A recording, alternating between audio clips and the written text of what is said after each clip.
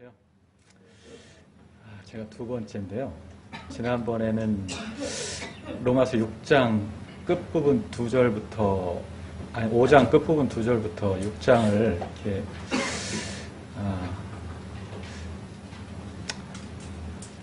다루기로 했다가 그 첫 번째 절을 하다가 제가 어떻게 간증을 하게 돼가지고 거기서 멈췄거든요. 오늘은 로마서 7장 하고요. 그리고 8장 앞부분을 주님이 주시는 만큼 함께 증거하기를 원합니다. 7장 1절부터 제가 한번 읽어보겠습니다. 형제들아, 내가 법 아는 자들에게 말하노니 너희는 그 법이 사람의 살 동안만 그를 주관하는 줄 알지 못하느냐. 남편 있는 여인이 그 남편 생전에는 법으로 그에게 매인바 되나 만일 그 남편이 죽으면 남편의 법에서 벗어나느니라. 그러므로 만일 그 남편 생전에 다른 남자에게 가면 음녀라. 그러나 만일 남편이 죽으면 그 법에서 자유롭게 되나니 다른 남자에게 갈지라도 음녀가 되지 아니하느니라. 그러므로 내 형제들아, 너희도 그리스도의 몸으로 말미암아 율법에 대하여 죽임을 당하였으니 이는 다르니 곧 죽은 자 가운데서 살아나신 이에게 가서 우리가 하나님을 위하여 열매를 맺게 하려 함이라.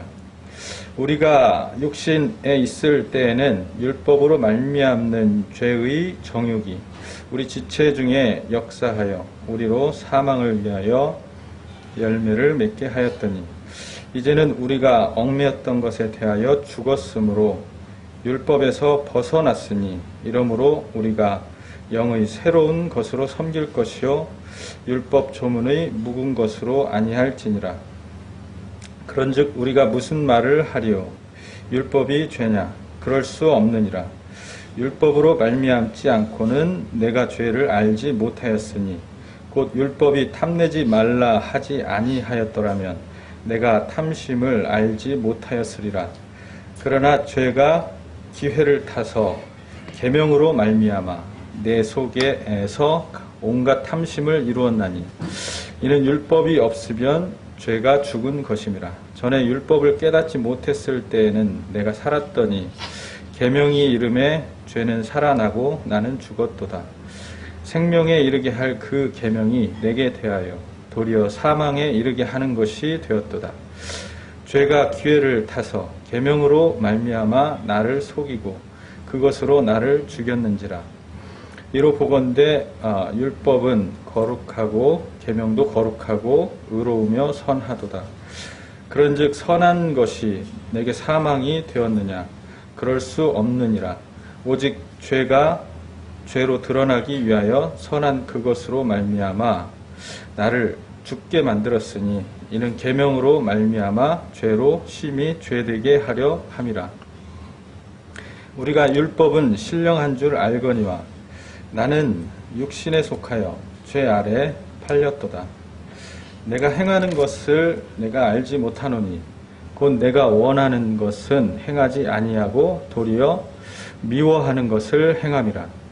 만일 내가 원하지 아니하는 그것을 하면 내가 이로써 율법이 선한 것을 시인하노니 이제는 그것을 행하는 자가 내가 아니요 내 속에 거하는 죄니라.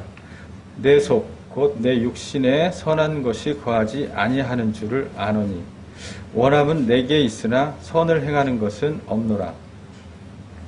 내가 원하는 바 선은 행하지 아니하고 도리어 원하지 아니하는 바 악을 행하는도다.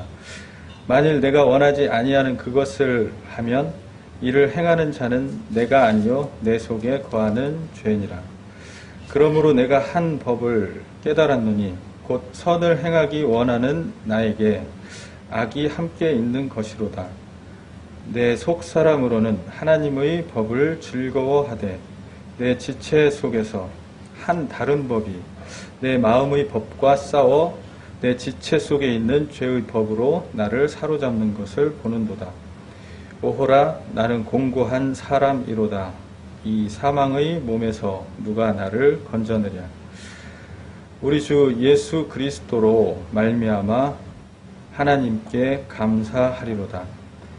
그런즉 내 자신이 마음으로는 하나님의 법을, 육신으로는 죄의 법을 섬기노라. 그러므로 이제 그리스도 예수 안에 있는 자에게는 결코 정죄함이 없나니, 이는 그리스도 예수 안에 있는 생명의 성령의 법이 죄와 사망의 법에서 너를 해방하였습니다. 율법이 육신으로 말미암아 연약하여 할 수 없는 그것을 하나님은 하시나니, 곧 죄로 말미암아 자기 아들을 죄 있는 육신의 모양으로 보내어 육신의 죄를 정하사 육신을 따르지 않고 그 영을 따라 행하는 우리에게 율법의 요구가 이루어지게 하려 하심이니라.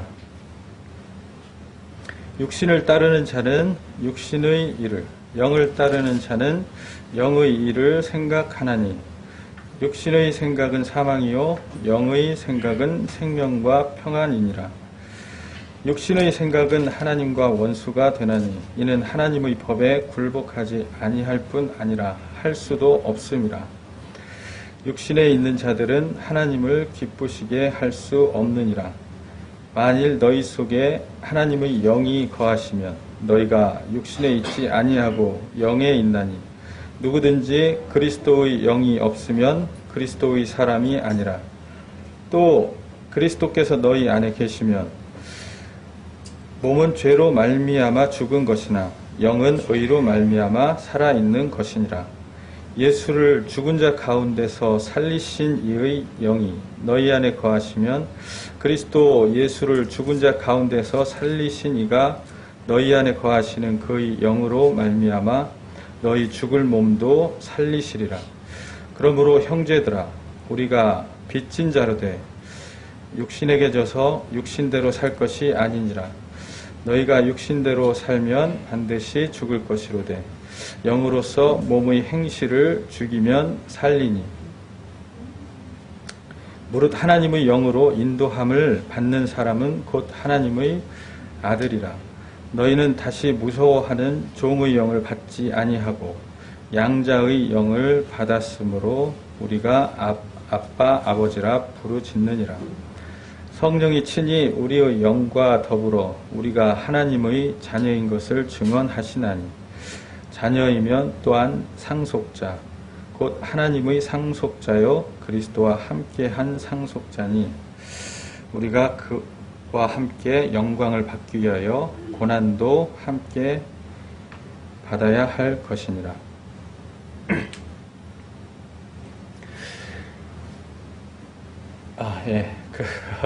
로마서 7장 8장인데요. 제가 이제 단락을, 제목을 그렇게 한번 제목과 단락을 나눠봤거든요. 7장을 이제 세 단락으로, 네 단락으로 한번 나눠봤고요. 그리고 8장 17절까지를 한 단락으로 이제 나눠봤는데요. 일단 7장 1절부터 6절까지를 지금 현재 로마 교회에 율법을 지킴으로 신앙생활을 하려는, 그러니까 자기 어떤 그 의지로 율법을 지켜서 신앙생활을 하려는 그 성도들에게 율법에서 떠나라 하고 이제 권고하는 그런 부분으로 이제 읽고요. 그리고 7절부터 7장 7절부터 13절까지는 이제 바울의 어떤 간증인데요. 그러니까 7장은 지금 하나의 권면과 그리고 크게 두 개의 간증이 이제 있다고 보거든요. 그러니까 첫 번째 간증이 7절부터 13절까지의 간증인데요. 거기 보면 이제 시제가 전부 과거로 돼 있거든요. 그러니까 옛날에 내가 겪었던 일에 대한 간증, 성도가 되기 전에. 그리고 14절부터 25절 17절까지는 시제가 또 현재로 터닝 포인트가 되는 이제 14절이 이제 터닝 포인트가 되는데요. 현재인데 역시 나의 간증이고요. 요거는 조금 이따가 이제 다시 한번 다루기로 하고요. 그리고 이제 8장이 세 번째 간증으로 이제 보이거든요. 8장 1절부터 17절까지는 역시 이제 현재고 나에 대한 얘기예요. 그렇게 해서 이제 크게 네 가지, 좀 구체적으로 하면 이제 5가지인데요.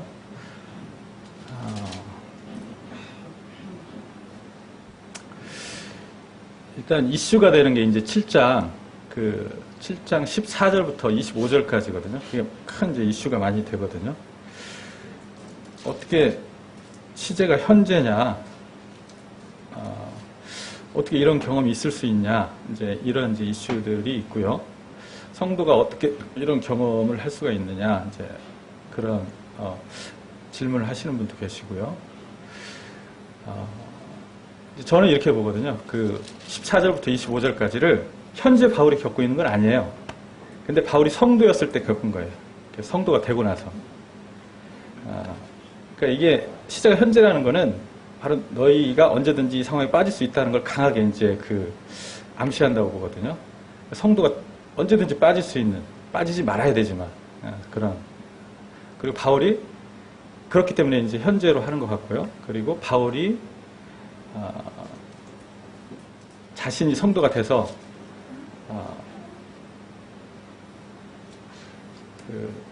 예를 들면 이제 겪었던 그런 내용이라고 보는데요. 아주 내가 이렇게 겪었으니까 너희는 겪지 말아라 하고 막 아주 자기가 겪었던 그 고통을 아주 처절하게 막 이렇게 드러내는 것 같아요.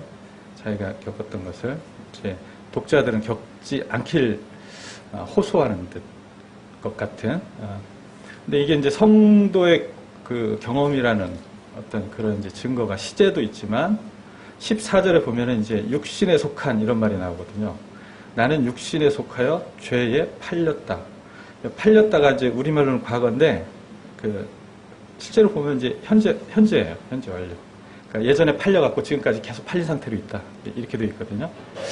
그러니까 그것도 현재고 내가 육신에 속하여 이것도 현재예요. 예, 둘 다 거기서부터 이제 현재로 바뀌는 건데, 네, 육신에 속하여 이제 이 표현이 이게 이제 불신자한테는 안 쓰는 표현이거든요. 성도한테 쓰는 표현이에요. 불신자한테는 7장 5절에 있는 육신에 있는 사람, 그리고 8장 8절하고 9절에 있는 육신에 있는 사람. 이게 이제 불신자한테 쓰는 거고요. 육신에 속한 사람, 이때는 성도인데 아주 연약한, 그리고 육신적인, 그리고 그런 성숙이 아주 안 된 그런 성도를 말할 때 쓰거든요. 이제 그 단적인 예가 고린도전서 1장 3절, 4절에 이제 그 용법이 그대로 나와요. 한번 찾아 읽어보실까요? 고린도전서 3장 1절, 3절. 이렇게 말씀드리는 거는 이제 원어를 보고 그걸 가지고 이제 우리말 문법으로 말씀드리는 게 아니고요. 이제 그걸 기반으로 해서 말씀드리는 거거든요. 3장 1절, 3절. 고린도전서 3장 1절. 형제들아, 내가 신령한 자들을 대함과 같이 너희에게 말할 수 없어서 육신에 속한 자, 또 그리스도 안에서 어린아이들을 대함과 같이 하노라. 3절. 너희는 아직도 육신에 속한 자로다. 너희 가운데 시기와 분쟁이 있으니 어찌 육신에 속하여 사람을 따라 행함이 아니리요.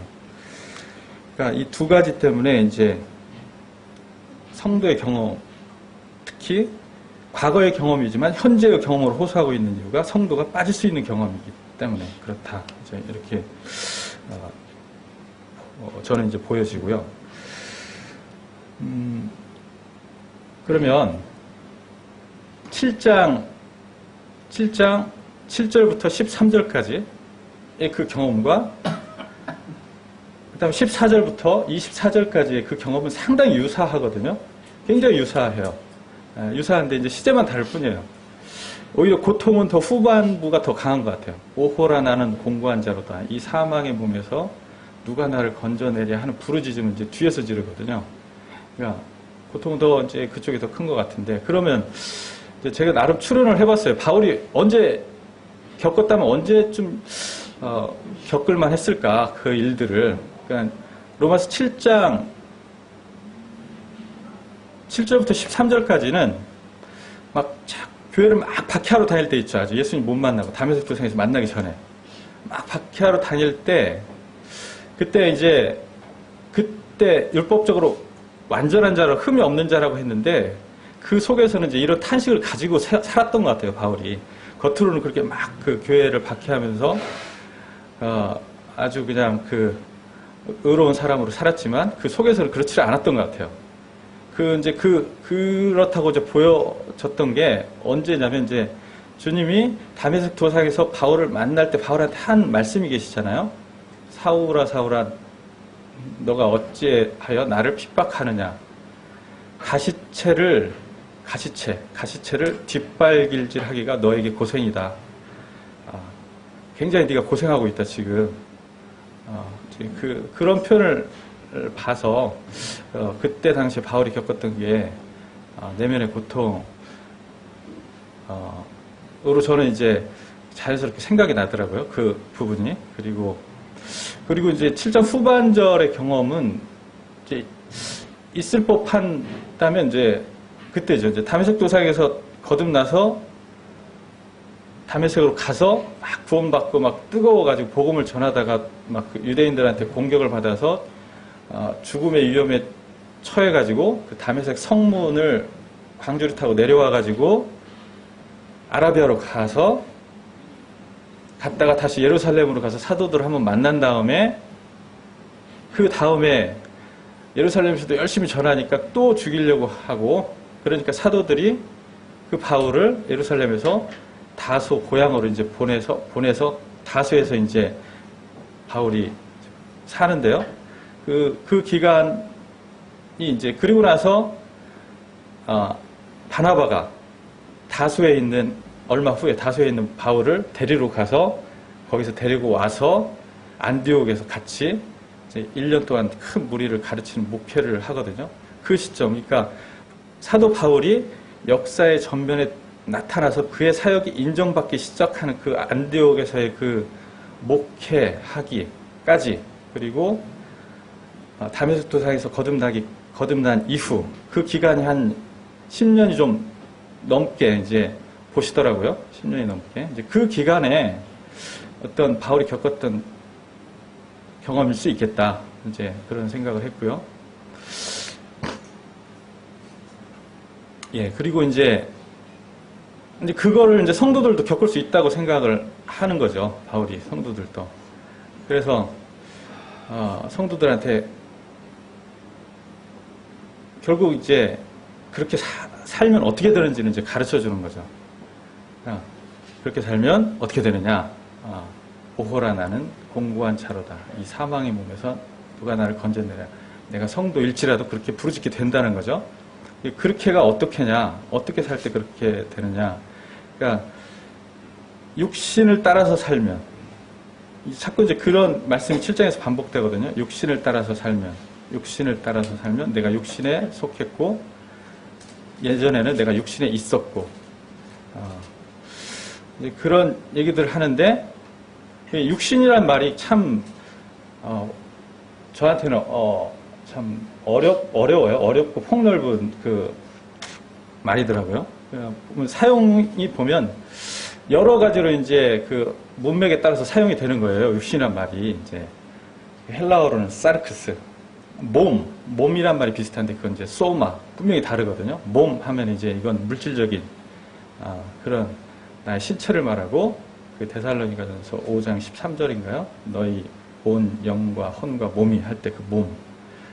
육신 할 때는 그렇게 몸으로 사용될 때도 있고요.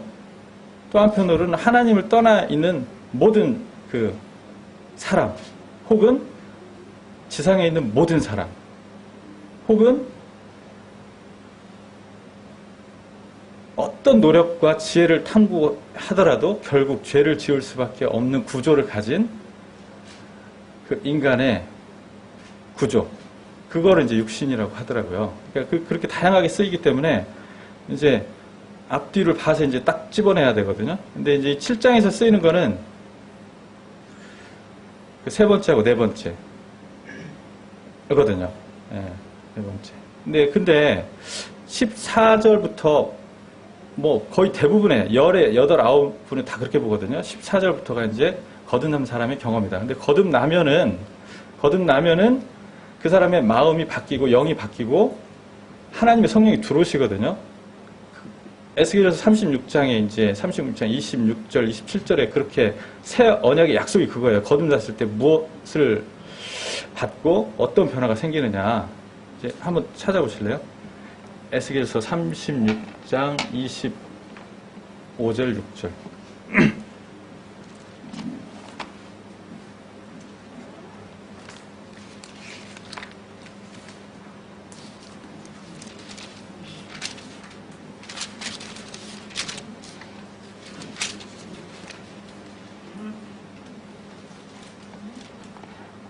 예, 25절, 6절, 7절을 제가 읽겠습니다. 맑은 물을 너희에게 뿌려서 너희로 정결하게 하되 곧 너희 모든 더러운 것에서와 모든 우상 숭배에서 너희를 정결하게 할 것이며 또 새 영을 너희 속에 두고 새 마음을 너희에게 주되 너희 육신에서 굳은 마음을 제거하고 부드러운 마음을 줄 것이며 또 내 영을 너희 속에 두며 너희로 내 규례를 행하게 하리니 너희가 내 규례를 지켜 행할지니라. 그러니까 14절에 그 사람은 지금 영과 마음이 새로워졌고 하나님의 성령이 거하는 사람인데 그런 자기를 뭐라고 표현하냐면 내가 육신에 속해서 그 말이 이해가 되죠 이제. 근데 죄 아래 팔렸다 이렇게 표현하거든요. 그리고 좀 더 뒤로 내려가면 23절인가요? 로마서 7장 23절에 또 어떻게 자기를 표현하냐면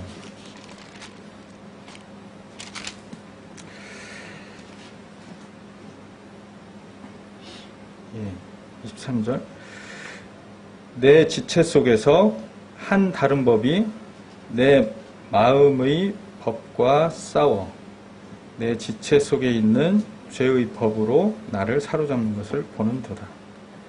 그러니까 지금 이 사람 뭐 하고 있냐면 내 지체 속에서 세 가지 법이 있대요. 세 가지 법. 한 다른 법이 있고 내 마음의 법이 있고 죄의 법이 있대요. 근데 내 마음의 법과 한 다른 법이 싸운대요. 둘이 싸우는데 그러니까 싸워서 한 다른 법이 이긴대요. 이겨서 내 마음의 법을 딱 잡아가지고 죄의 법으로 나를 데리고 간대요. 이렇게 죄의 법의 종이 되게 한대요. 그러니까 이 사람은 지금 성도거든요. 성도인데 지금 어떻게 싸우고 있냐면 내 마음으로 싸우고 있는 거거든요. 내 마음으로. 그러니까 내 영이 새로워졌고 내 마음이 새로워졌지만 그 나로 싸우는 거죠 지금. 그 나로 싸우니까 백전 지금 백패하고 있다 이제 이 얘기거든요. 그러니까 자기 안에 들어오신 성령에 대한 언급이 없어요. 그래서 거듭나서 성령이 들어오시지만 그 성령의 음성을 듣는 훈련이 안 돼 있고 따라서 살아가는 훈련이 안 돼 있는 경우 그리고 율법적인 신앙생활을 오랫동안 해서 그게 몸에 굳은 어떤 부도자가 거듭난 경우 이제 그때 그래서 이제 예전처럼 내가 이제 거듭났으니까 새 마음과 새 영을 하나님 주셨으니까 그걸로 내가 한번 율법을 지키겠다 이렇게 막 싸울 때 그때 일어나는 그 패배에 대해서 이제 얘기를 하고 있는 거거든요. 그리고 그 상태를 그냥 육신이라고 해요. 전체적으로 보면. 그러니까 그 사람의 영도 새로워졌고 마음도 새로워졌는데 성령을 따라 살지 않는다면, 그 안에 계신 성령을 따라 살지 않는다면 그냥 그 사람도 육신인 거예요, 그냥. 그래서 육신과 성령이 자꾸 대립하고 있거든요, 이렇게. 근데 그 상태, 그러니까 이렇게 살지 말라는 거거든요. 7장이 지금 바울이 그걸 막 호소하고 있는 건데, 그러니까 그러면서 이제 절규하다가 7장 마지막 절에 이제 와요. 25절에 와가지고 와서 갑자기 이제 뭐 그냥 딱 반전이 이제 반전을 시켜요. 그 고백을. 뭐 그냥 논리적인 어떤 순서도 없어요. 그냥 딱 반전이 되는데 갑자기 그러므로 내가 우리 주 예수 그리스도로 말미암아 하나님께 감사하리로다. 공고하다고 이제 그 구원자를 부르짖은 사람이 갑자기 그렇게 감사하리로다 하면서 그런즉 내가 육신으로는 마음으로는 하나님의 법을 그쪽에다 이제 좀 붙일 수가 있는데 법을 즐거워하되 지금 그 앞쪽에 그런 이제 표현들이 나오거든요. 육신으로는 마음으로는 하나님의 법을 즐거워하되 육신으로는 죄의 법을 섬기노라. 이렇게 딱 얘기하거든요. 그리고 이제 8장으로 이렇게 넘어가거든요. 그러니까 7장 25절을 보고 있으면 이 사람이 이제 드디어 이제 뭔가 깨달은 것 같아요. 더 이상 자기 자신의 어떤 선함을 기대하지 않게 담담하게 고백하는, 나는 이런 사람이다. 나는 거듭난 성도임에도 나는 여전히 마음으로는 하나님의 법을 즐거워하지만 육신으로는 죄의 법을 내가 섬긴다. 그러니까 그런 지금 여유를 가지고 고백하는 거예요. 이런 여유의 고백은 7장 24절 같은 긴장 상태에서 할 수가 없는 거거든요. 그러니까 바울이 전에 겪었던 그것을 지금 성령 안에 살고 있는 지금, 이게 8장이 지금 바울의 현재 지금이거든요. 서신을 쓰고 있는. 그 상태에서 자기 과거를 다 디테일하게 정리해 주면서 자기의 성령으로 따라 살지 않을 때는 내가 거듭나 있는 상태일지라도 그럴 수밖에 없는 자기에 대해서 이제 그 성도들한테 이렇게 가르쳐 주고 자아로 살아가지 말아라. 여기서 이제 몇 가지 동의어가 나오는데 육신, 자, 나, 혹은 이제 속사람. 여기서 속사람도 나와요. 속사람. 그 속사람은 거듭났고 새로워진 영과 새로워진 마음으로 이루어진 속사람이거든요. 근데 성령을 일단 따라 살지 않는다면 그 삶의 어떤 모습이 나타나는 열매가 아주 괴롭다는 거죠. 고통스러운 그 상태라는 거죠. 그러면서 이제 7장에서 8장 1절로 이제 가면서 8장 1절 한번 읽어보겠습니다.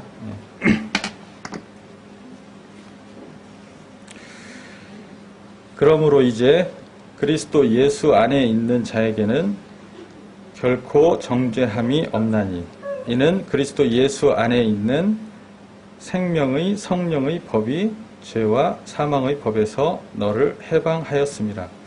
몇 절 계속 읽어보겠습니다. 율법이 육신으로 말미암아 연약하여 할 수 없는 그것을 하나님은 하시나니 곧 죄로 말미암아 자기 아들을 죄 있는 육신의 모양으로 보내어 육신의 죄를 정하사 육신을 따르지 않고 그 영을 따라 행하는 우리에게 율법의 요구가 이루어지게 하려 하심이라. 육신을 따르는 자는 육신의 일을, 영을 따르는 자는 영의 일을 생각하나니 육신의 생각은 사망이요 영의 생각은 생명과 평안이니라. 육신의 생각은 하나님과 원수가 되나니 이는 하나님의 법에 굴복하지 아니할 뿐 아니라 할 수도 없습니다. 여기까지인데요. 그러니까 8장 1절에서 보면 정죄함이 없다라고 선언을 하거든요. 근데 그리스도 예수 안에 있는 자들에게는, 근데 이 부분이 참 혼란스러울 수가 있거든요. 누가 그리스도 예수 안에 있는 자냐? 이제 어떤 면을 넓게 보면 모든 성도가 그리스도 예수 안에 있거든요. 그리고 법적으로 정죄 받을 수 없거든요. 정죄받지 않을 자격도 가지고 있거든요. 심지어 지금 정죄받고 살더라도 결국에 이제 천국에 가거든요. 근데 그런 넓은 의미라기보다 여기서는 이제 좁은 의미로 7장처럼 살지 않는 성도, 그러니까 자기 자신으로 살지 않고 성령을 따라 사는 성도. 이제 그 성도, 왜냐하면 지금 현재 7장의 상태에서 벗어난 사람이거든요. 그러니까 육신의 정욕과 그로 말미암은 정죄에서 지금 벗어난 사람에 대한 이야기이기 때문에 그리스도를 따라 사는 사람, 그 사람을 이제 말하는데, 그 8장 1절에 이제 나오는 중요한 말이 생명의 성령의 법이 너를 해방했다. 생명의 성령의 법. 생명을 주시는 성령의 법은 지금 7장을 쭉 보다 보면 법이란 말이 이거는 어떤 막 원리이고요, 원리. 그러니까 내가 한 법을 발견했는데 그것은 선을 행하기 원하는 나에게 악이 함께 있는 것이다 하는 그 원리를 발견하고 그걸 법이라고 그랬거든요. 그런 의미에서는 법이 원리고 또 내 속에서 다른 법과 마음의 법이 싸운다 막 그랬거든요. 그러니까 막 투쟁하는 거거든요, 법끼리. 그런 의미에서 볼 때는 법은 힘이거든요. 그러니까 여기서 법은 원리이고 힘이고 어떤 인격처럼 이렇게 묘사되어 있거든요. 그러니까 생명을 주시는 성령의 어떤 원리, 어떤 능력이 나를 해방했다. 생명을 주시는 성령의 어떤 원리, 어떤 능력. 생명을 주시는, 그래서 성령께서 지금 나에게 가르쳐 주시는 복음. 성령의 음성으로 내가 듣고 있는 복음. 복음은 말로도 전해지고 글로도 전해질 수 있지만 그게 이제 힘을 못 주거든요. 그게 그 원리에서 끝나는 거잖아요. 그 원리가 힘이, 능력이 되려면, 해방시키는 능력이 되려면, 생명을 주는 해방의 능력이 되려면 복음이 성령께서 말씀해 주시는. 그래서 이제 성령의 음성을 듣는 훈련, 따라가는 훈련.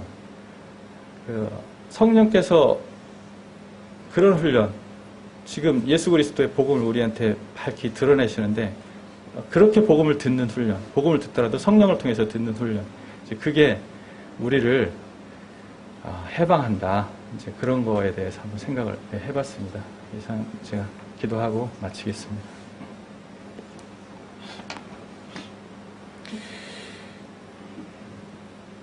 아버지 하나님, 저희가 7장과 8장을 통하여서 성도들의 구두자 시절의 있음직한 경험과 또 자기 힘으로 율법을 행하려 했던 지난날의 성도로서의 어떤 경험들과 유사한, 또 지금도 여전히 스스로의 힘으로 율법을 지켜서 섬기려 하는 로마 성도들에 대한 강한 영의 새로운 것으로 섬기라는 그 권면을 저희가 들었습니다.